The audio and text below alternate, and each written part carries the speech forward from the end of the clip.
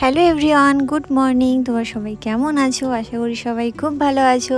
রূপসা ব্লগে তোমাদের সবাইকে স্বাগত। আজকে এই ব্লগে আমি তোমাদের সাথে শেয়ার করব চেন্নাই থেকে আসার দিন কি করেছিলাম না করেছিলাম সবই। তো চলো পুরো ব্লগটা দেখতে থাকো, আশা করি ভালো লাগবে।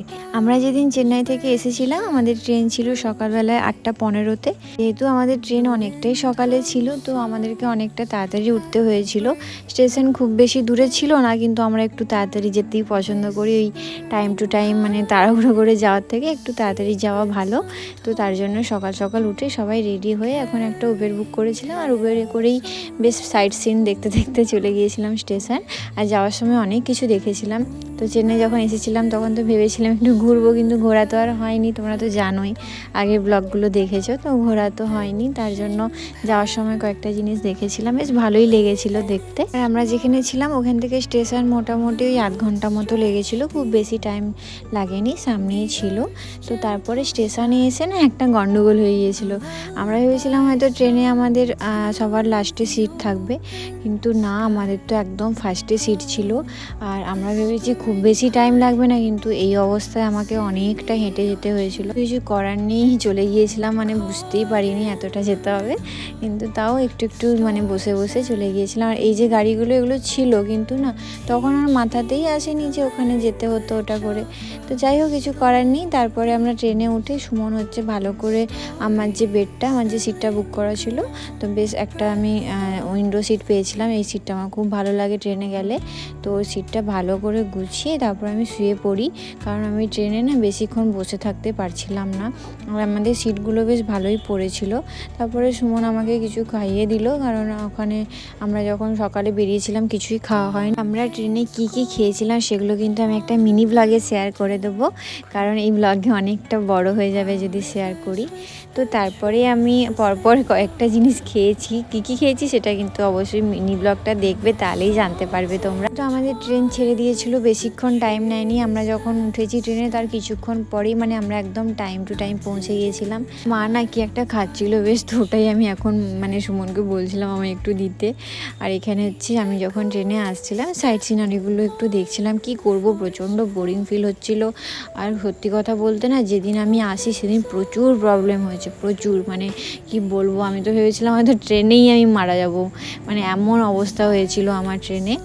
কিছু করার নেই, কি আর করা যাবে। কি হয়েছিল আমি তোমাদেরকে একটু পরেই বলছি। আর আমরা যখন আসি জানো তো, একটা ড্যাম ছিল, ওই ড্যামে হচ্ছে প্রচুর জল। মানে আমার না এত জল দেখলে ভীষণ ভয় করে, মনে হয় বাই চান্স যদি পড়ে যায় তাহলে তো শেষ একদম। তোমরাও তো দেখলে বুঝতেই পারবে কতটা গভীর ছিল ড্যামটা, প্রচুর গভীর ছিল। আর এখন হচ্ছে আমরা আছি হচ্ছে ওই বিজয়ওয়াড়া যে স্টেশন ওখানে। আর ওখানে আমরা অনলাইনে খাবার অর্ডার করেছিলাম, সেটা স্টেশনেই আমাদেরকে দিয়ে গেছে। কি খাবার সেটা দেখতে গেলে কিন্তু মিনি ব্লগটা দেখে নিতে হবে। এখানে আমাদের খাবারগুলো চলেও এসেছে, জোম্যাটো থেকে অর্ডার করা হয়েছিল। আর এই দাদা এসে দিয়ে গেল খাবারগুলো। আর মা এখানে একটু ওয়াশরুম গিয়েছিল, তারপরে এসে খাবারগুলো কোথায় কী খাওয়া হবে সেগুলোই আমরা ঠিক করছিলাম। আর জানো তো, আমরা যেদিন আসি ট্রেনে আমাদের সাথে মানে আমাদের বগিতে অনেকজনের সাথে আমাদের আলাপ হয়, পরিচয় হয়, আর সবাই খুব ভালো ছিল।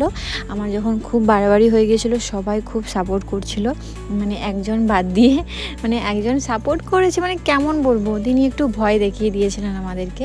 তো এখানে এক বিহারি দিদি আর আরেকটা দাদা, তাদের সাথে দেখা হয়েছিল। ওনারা খুব ভালো আমাদেরকে চা খাইয়েছিলেন। আমি খাইনি, কিন্তু মা আর সুমন খেয়েছিল। মশালা চা খুব ভালো হয়েছিল, খুব টেস্টি। এই হচ্ছে দিদির হাসিটা খুব সুন্দর, আর দিদি খুব ভালো কথা বলে, ভীষণ ভালো। তো তারপরে আমরা রাত্রেবেলা ডিনার করে ঘুমিয়ে পড়েছিলাম। আর রাত্রেবেলা ঘুমিয়ে পড়েছিলাম বলাটা ভুল হবে, মানে সারা রাত যে কীভাবে ট্রেনে কাটিয়েছিলাম সে আমিই জানি। মানে প্রচণ্ড পেন হয়েছিল, প্রচণ্ড, মনে হচ্ছিলো মরেই যাব। তার উপরে এক আঙ্কেল ছিলেন, উনি বলছিলেন ওনার মানে মেয়ে নাকি এভাবেই পেন সহ্য করতে না পেরে মারা গিয়েছিল। আর তোমরাই বলো, এরকম একটা অবস্থায় কেউ যদি এরকম বলে তাহলে কেমন ভয় লাগে।